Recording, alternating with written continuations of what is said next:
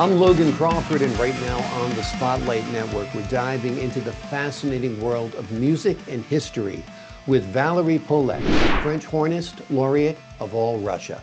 Written by a terrific author, his name is David Gladen. This book reveals the extraordinary life of Valeriy Polekh, a celebrated Russian hornist whose career spanned some of the most tumultuous times in history. Translated from Russian, this compelling autobiography captures the passion, resilience, and artistry of one of Russia's greatest musicians. We're delighted to have this very talented author join us here today on Spotlight. We thank the team at Workbook Press for helping us put him in the spotlight today, and we ask viewers like you to support authors like him by subscribing to our channel and by purchasing his amazing book. The links are below this interview. David, thank you so much for joining me here today on Spotlight. Glad to be here.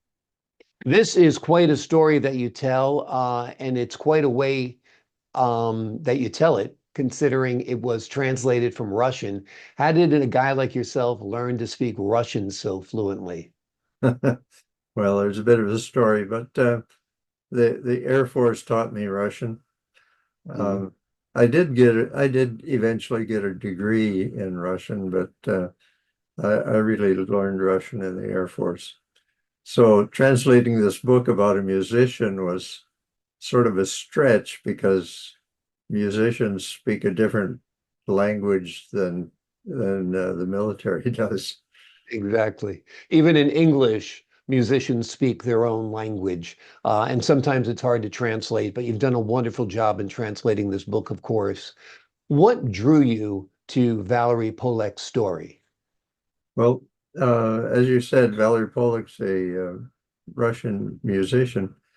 Um, he got to know my father-in-law, my wife's father, in the early days of Glasnost.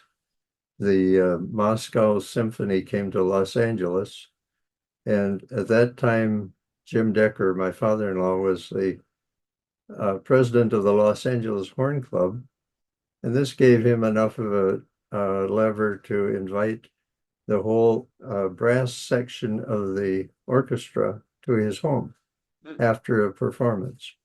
So they came to his home, and uh, Valeriy and Jim got to know each other. They said the Russians, this was quite a home. The Russians thought sure this was a museum until Jim showed them the children asleep in their beds. But Amazing. he sent Jim a copy of his autobiography, which of course is written in Russian, and Jim does not speak Russian. So he asked me to translate the chapter that's about him. And then I asked him if he thought there'd be interest in the rest of the book. So I did translate it. And we have it now in print. Very good. Amazing. What do you find compelling about Valeriy Polekh's story? Um, well, besides his life, what he really started from the really early times of the Soviet era, and he lived through the end of the Russian Soviet era. And he talks about a lot of the people that he met along the way. And as he's doing that, uh, he presents a picture of the culture and the life in Russia that I really haven't seen in any other book.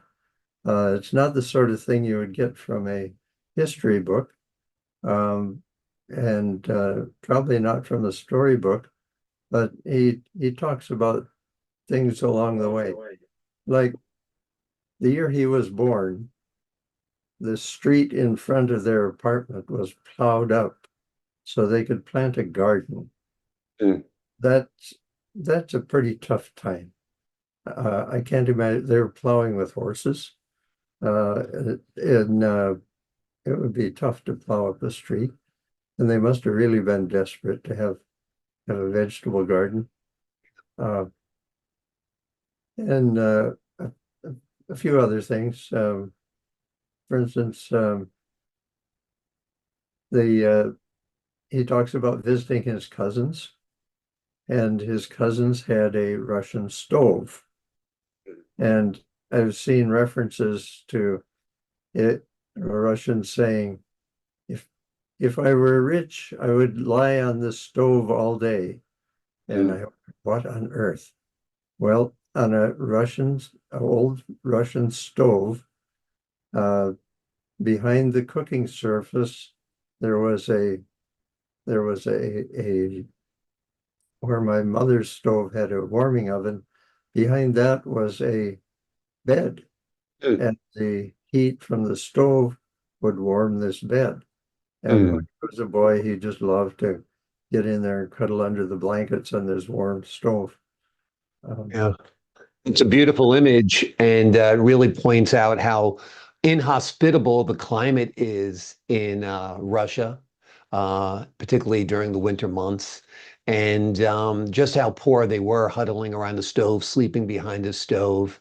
And as you said, also plowing a garden in order to plant crops in winter, which is a next to impossible task as well.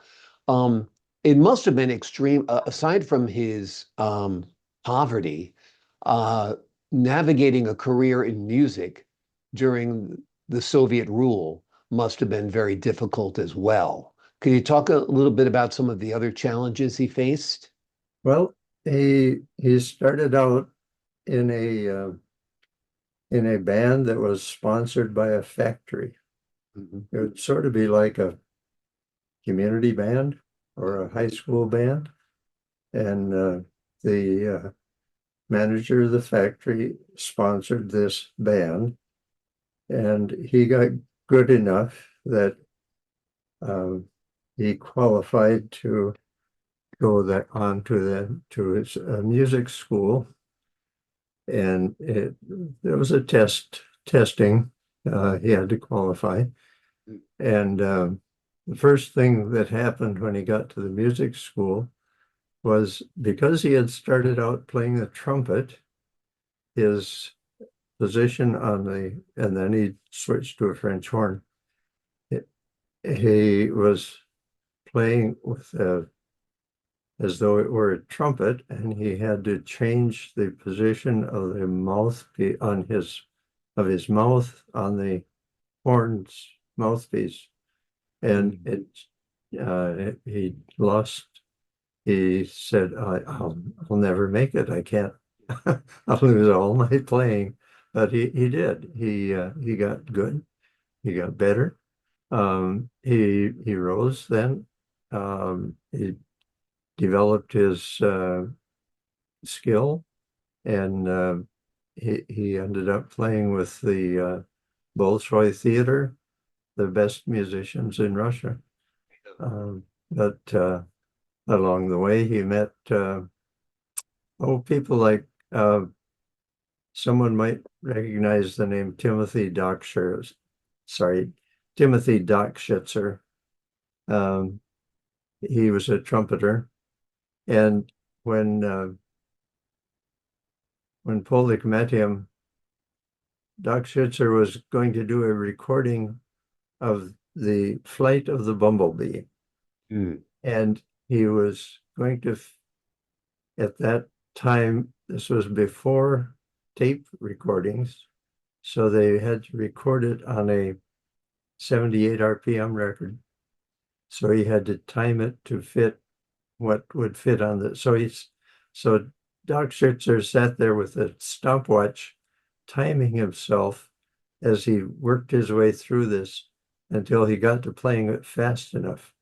Now, if you ever heard this is an incredibly complex thing to play. Uh, Doc Schitzer is quite a guy. A trumpeter friend of mine did recognize the name, but uh, that's just one. He worked for directors, people you've never heard of, but um, I'm not sure how much to say. When he when he got when World War II came along, he got in the army, and he was in a marching band, Mm. and he heard about a contest then for that would a contest between all the French hornists in Russia, and he applied and got accepted. In order to play, he borrowed a better French horn from one of his teachers, because he didn't have a real good one at the time. And the day of the contest, he had the day off, but if you've been in the army, you know that your sergeant really controls everything. Well, his sergeant that morning said he didn't care if Polekh had the day off. He had to take care of the laundry first. So Polekh took care of took gathered up the sheets and got them to the laundry, and then he went off to his contest and won this position then as the top hornist in Russia at the time. This was Amazing. World War II. Amazing. Amazing accomplishment considering he had to do the laundry before he could go to the contest. Which again kind of points to the era and the circumstances of his life at that time. Mhm. The name of the book is Valeriy Polekh, French Hornist, Laureate of All Russia. It is an amazing book that reveals the extraordinary life of Valeriy Polekh, a celebrated Russian hornist whose career spanned some of the most tumultuous times in history. Translated from Russian, this compelling autobiography captures the passion, resilience, and artistry of one of Russia's greatest musicians. David, thank you so much for joining me here today on Spotlight and sharing these terrific stories. Thank you, Logan. I appreciate your time, sir. And to the folks at home, I'm Logan Crawford, thanking you for your time this time. Until next time on Spotlight.